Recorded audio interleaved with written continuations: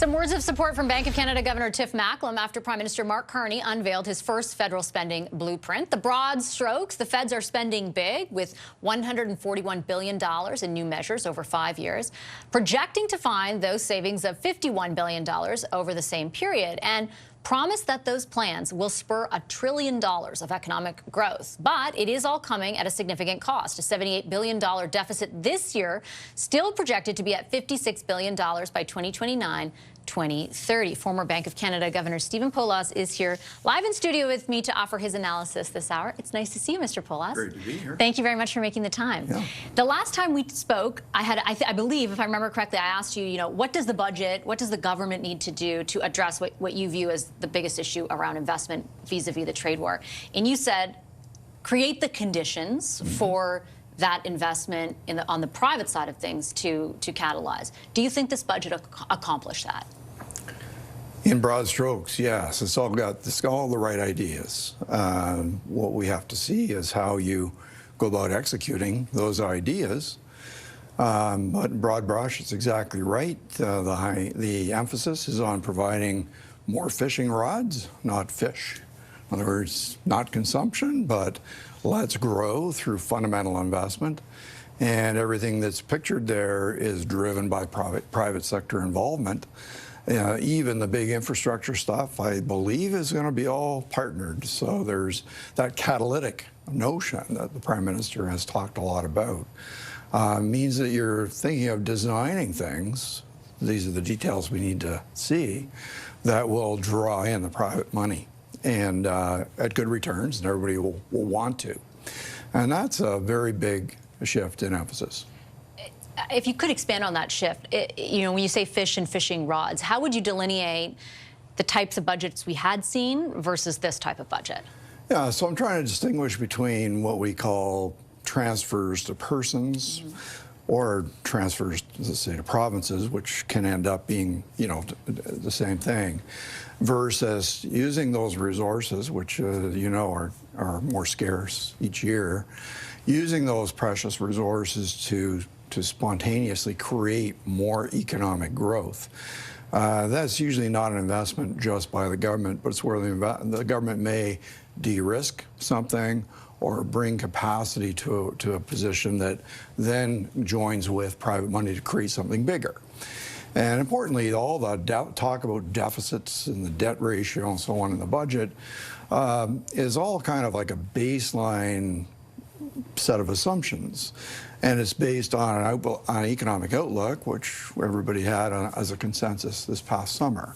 So if the budget does succeed in the things that it's trying to achieve, then that whole forecast becomes irrelevant. The economy will be stronger, tax revenues will be stronger, deficits will be smaller, debt levels will be lower.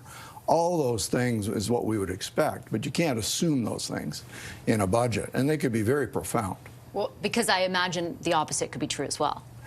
Well, the opposite would mean that if they did nothing, the economy would be what it is today, or if they just transferred the money to people and they spent it on vacations or just, feeding themselves, et cetera, then that would not have that growth type of multiplier or productivity benefits in general. And so we never assume those things in a budget because that would be a little bit unfair.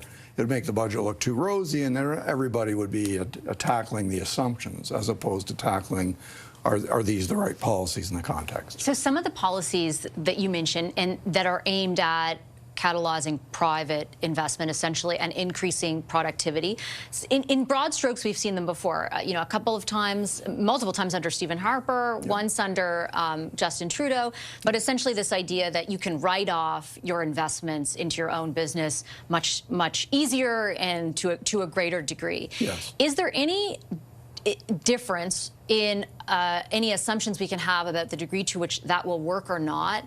Because now we are up against not just regular sets of challenges, but the challenge of the United States, yes, very directly saying, we're going to do X, Y, and Z to get that investment out of Canada to the United States. So that's a very important point. So none of us knows the answer to that. So I'll just walk us through that. If you're sitting there as a company, you're considering expanding your company, and you believe the rate of return on that expansion would be some number, today it looks like a riskier proposition than it looked like 6 months ago, let's say, or more, say, I guess I should say 12 months ago. And so, you know, the management and the board are like, oh, I'm not sure we want to make that investment. It looks too risky. We need a higher rate of return to compensate for the risk. Along comes the government with an accelerated depreciation schedule, which means, oh, after tax, it's coming in faster for us. Is that enough to overcome that risk premium? And that answer, we don't know. Of course, at the same time, the government is working hard to try and negotiate that risk down. That's an issue. And of course, find other ways, such as diversifying trade, reduce that risk, et cetera. So these things all must figure into those kind of strategic decisions at companies, and we can't predict or be certain that those things are going to pay off in the way we imagine they would. Do you have an instinct as to whether the scale of what is proposed matches the potential threat from that? Like, do you have any instinct at this point? Or is it just very difficult because we are so uncertain as to whether there will be any trade resolve? Yeah, I'm not sure that's really quantifiable, Vashi. Right. It would certainly vary from company to company, how exposed you are to the trade risk and so on. So I wouldn't want to hazard that. Anyway, I would say that's the relatively small part of this thing. The big part is the large funding, which is going through that stream through major projects. Those are the big bite-sized pieces that the government would have a role in bringing both financial capacity to a consortium of private sector participants, as well as de-risking the project through the regulatory processes. So that sort of duality of role is what's going to make that thing happen. And those are things that can only happen in Canada. A company may have a choice between expanding itself in Canada or hedging itself by expanding in the United States. The company's been doing that since Donald Trump's first term.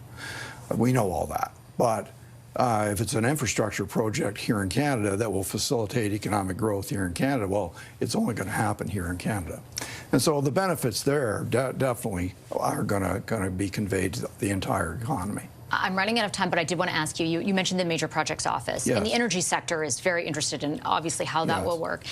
They had identified, you know, for a long time now, things that they feel as policies of the previous government, and most of which have remained, as major impediments to their ability to increase, you know, to develop or either increase production, a whole host of different things. I'm thinking of the tanker ban, of the emissions cap, of the process underway with C-69.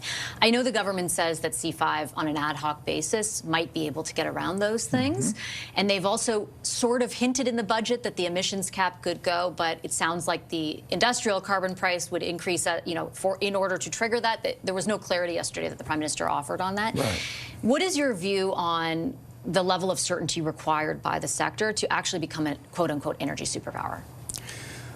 Well, higher than today, that's for sure.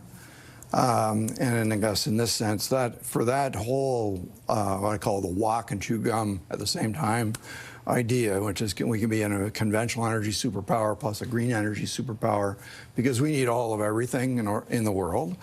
So can we do that? I think the answer is yes, but what we're looking at is what ingredients can they bring to the table? And if it's case by case, in the case of a project which is in the national interest, then that's all well and good, but you're going to need some advanced certainty project by project, I think, as opposed to changing the fundamental policies, which didn't happen. So in that sense, the budget wasn't as seismic as people may have been hoping. And yet the door is open there. And I'd say walk and chew gum at the same time, to me, means pressing ahead and really achieving pathways, for instance, showing that you can chew gum so that you can do more expansion in the conventional energy space. I will leave it on that note. Mr. Poloz, appreciate your analysis as always. Thank you so much. My pleasure. Former Bank of Canada Governor Stephen Poloz.